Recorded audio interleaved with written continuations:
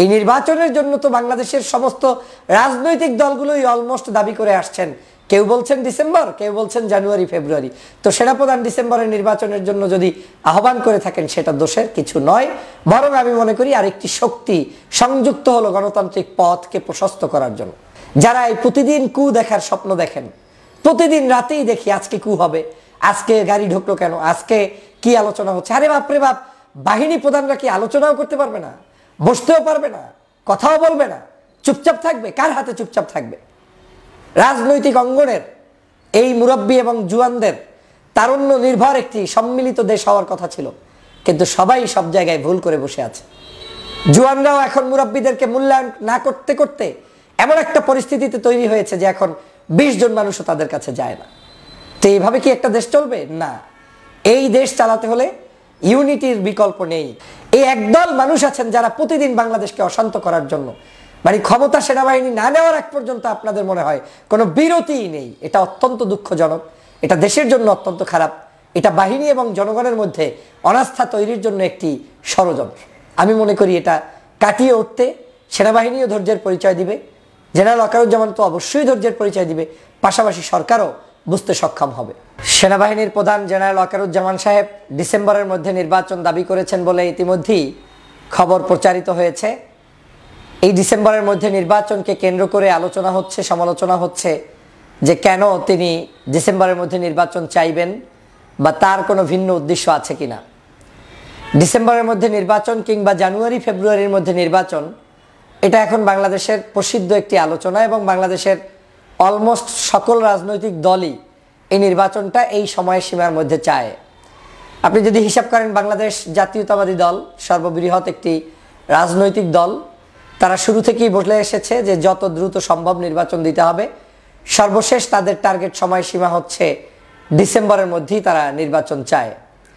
যদিও তারা এমন কোনো আচরণ করবে না যদি সেটা ডিসেম্বরের জায়গায় আপনার অন্তর্বর্তীকালীন সরকারের আরও 2-4 মাস দেরি করেও নির্বাচন করে, তাতে এই সরকারের যে একদম বিরোধিতা করে তারা মাঠে ময়দানে নেমে পড়বেন তেমনটা মনে হচ্ছে না। তবে তাদের টার্গেট হচ্ছে ডিসেম্বরের মধ্যেই নির্বাচন। পাশাপাশি বাংলাদেশের সেকেন্ড লার্জেস্ট পার্টি এখনকার সময়ে বাংলাদেশ জামাতে ইসলাম। জামাতে ইসলাম ইতিমধ্যেই আপনারা জানেন যে ঘোষণা দিয়েছে যে অন্তর্বর্তীকালীন সরকারকে তারা সময় দিতে চায়, তাদের মতো করে তারা কাজ করুক সেটা চায়, তবে নির্বাচনটা যাতে বর্ষার সিজনে না হয়ে রমজানের পূর্বেই অনুষ্ঠিত হয়। সেই জায়গা থেকেও রমজানের পূর্বে বলতে জানুয়ারি ফেব্রুয়ারি মাসের দিকে হওয়াটাই সুন্দর। তো দাবি যারাই করছে অলমোস্ট সবাই সবার কাছাকাছি দাবি করছে, কেউ ডিসেম্বর, কেউ জানুয়ারি ফেব্রুয়ারি। এছাড়া ইসলামী আন্দোলন বাংলাদেশ সহ সকল রাজনৈতিক দল একটি কথাই বলছে, আমাদের সংস্কার দরকার, নির্বাচনের পথেও হাঁটা দরকার, তবে সংস্কারটাকে গুরুত্ব দিয়ে পথ চলা উচিত। সেই জায়গা থেকে বাংলাদেশের সেনাবাহিনীর প্রধান জেনারেল ওয়াকারুজ্জামান তিনি যে দাবি তুলেছেন যে ডিসেম্বরের মধ্যে নির্বাচন হওয়া বাঞ্ছনীয় বা পরামর্শ দিয়েছেন, সেটাতে দোষের তো আমি কিছু দেখি না। বরং আমি মনে করি সেনাবাহিনীর এই ডিসেম্বরের মধ্যে নির্বাচন চাওয়ার মধ্য দিয়ে প্রমাণ হয় যে সেনাবাহিনীর প্রধান জেনারেল ওয়াকারুজ্জামান সে বারবার বলেছেন বা শঙ্কা উড়িয়ে দিয়েছেন যে বাংলাদেশে সেনা শাসন আসার মতো কোনো সুযোগ নেই বা করবেন না, বা তাদের সেই ইন্টারেস্টটা নেই, সেটার একটি প্রমাণ তিনি দিয়ে গেলেন। আমাদের বাংলাদেশে অনেকেই চেপে ধরে সেনাবাহিনীকে যে কোনো মূল্যে রাষ্ট্র ক্ষমতা নেওয়ানোর জন্য বিভিন্নভাবে বিভিন্ন কৌশলে, ছলে বলে কৌশলে, কেউ দেশপ্রেমিক সেজে, কেউ শত্রু সেজে তাদেরকে উস্কানি দিয়েই চলেছে। কিন্তু 5 তারিখের পর থেকে এখন 9 মাস হয়ে গিয়েছে, সেনাবাহিনী কিন্তু আপনার এই ক্ষমতা নেওয়ার জন্য বসে থাকে নাই। আমি সেদিনও হলফ করে এবং আমার আত্মবিশ্বাস থেকে বলেছিলাম, সেনাবাহিনী যদি ক্ষমতা নিতই তাহলে সবচাইতে গুড টাইম ছিল 5ই আগস্ট।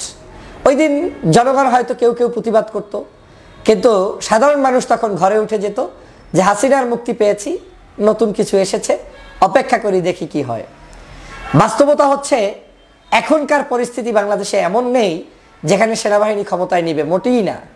বরং 5ই আগস্টের চাইতে এখন দিন দিন পরিস্থিতি ভিন্নভাবে যাচ্ছে, যেখানে সেনাবাহিনীকে দায়িত্ব নেওয়ার মতো পরিস্থিতি পরিবেশ নেই, এবং সেটা তারা করবেন বলে কোনোভাবেই আমি বিশ্বাস করি না। সে কারণে শুরু থেকে আমার অবস্থানটা ছিল এরকম, এই বাহিনীগুলোর পক্ষেই ছিল। শুধুমাত্র ওই সকল দালাল দুষ্ট যারা দেশবিরোধী ষড়যন্ত্র করেছে, আয়নাঘর প্রতিষ্ঠিত করেছে, অন্যায় অবিচার করেছে, তাদের বিচার আমি এখন চাই, ভবিষ্যতেও চাই। গত যত বছর কথা বলেছি তখনও চেয়েছি, কিন্তু একটি বাহিনী, একটি আপনার দেশের সংস্থা, এগুলোকে বাদ দিয়ে একটি রাষ্ট্র চলতে পারে না। এই বাংলাদেশকে সুশৃঙ্খলভাবে সুন্দরভাবে এগিয়ে নিয়ে যেতে হলে সম্মিলিতভাবে দেশকে এগিয়ে নিয়ে যেতে হবে।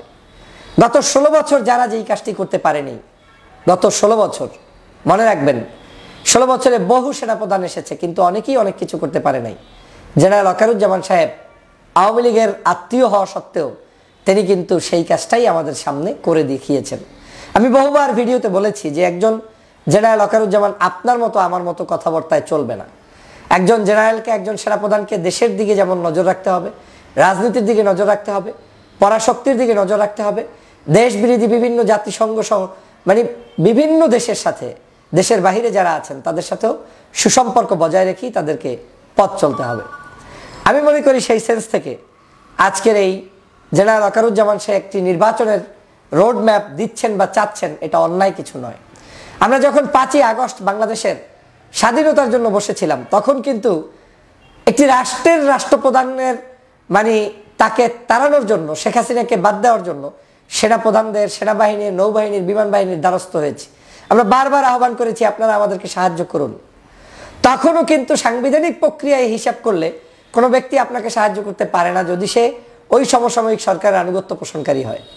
কিন্তু সরকার যখন এমন জুলুম অত্যাচার করেছে, যখন বাহিনীগুলো সেটা অনুধাবন করতে পেরেছে, তখন কিন্তু তারা জনতার পক্ষেই দাঁড়িয়েছে। আজকে একই উপায়ে সেনাবাহিনী বাংলাদেশের একটি পার্ট। বাংলাদেশে আপনি প্রতিদিন বিভিন্ন ধরনের সমস্যা তৈরি করবেন আর সেটাকে মেনে নিয়ে চলতে হবে, এটা আমি বিশ্বাস করি না। এদেশের এই যে পুলিশ বাহিনী, আমরা বিভিন্ন টকশোতে দোষারোপ করি, বিভিন্ন সময় গালিগালাজ করেছি, 16 বছর অন্যায় অত্যাচারের জুলুমের শিকার হয়ে তখন বলেছি, কিন্তু এখন বলি না। কেন? আমাদেরকে এই বাহিনীর সবাইকে ক্ষিপ্ত করলে দেশ থাকবে না। আমাদের এই পেট্রোলিং সিস্টেম থাকতে হবে। আমাদের এই বাংলাদেশে প্রত্যেকটি নাগরিকের নিরাপত্তা বিধানের জন্য পুলিশ সেক্টর কাজ করতে হবে। আমাদের এই বাংলাদেশে সবাই তো অপরাধী না, এবং সবাইও যদি অপরাধী হয়েও থাকে তারও আপনার ফর্মুলা আছে যে আপনি একদিনে এক মুহূর্তেই সবাইকে বাদ দিয়ে রাষ্ট্র চালাতে পারবেন না। আপনার হাতে আপনার পন্থী মানুষগুলো কোথায়?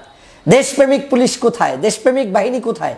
যদি আপনি তৈরিই করতে না পারেন, শুধু শুধু আপনি বলে পরিবেশ ফিল্ড নষ্ট করে তো কোনো লাভ নেই।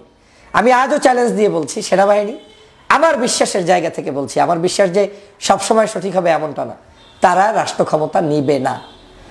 তারা রাষ্ট্র ক্ষমতার নির্বাচনের পদ্ধতির জন্য চেষ্টা চালাবে, যাতে করে এই দেশটা ভিন্ন কোনো নজরদারিতে না পড়ে, কারো কোনো শত্রুর আবার কথায় না চলতে হয়। এবং সেই দাবিটা যদি বিএনপি করে থাকে, জামাত করে থাকে, তাহলে সেনাপ্রধান করলে দোষটা কোথায়? এই নির্বাচনের জন্য তো বাংলাদেশের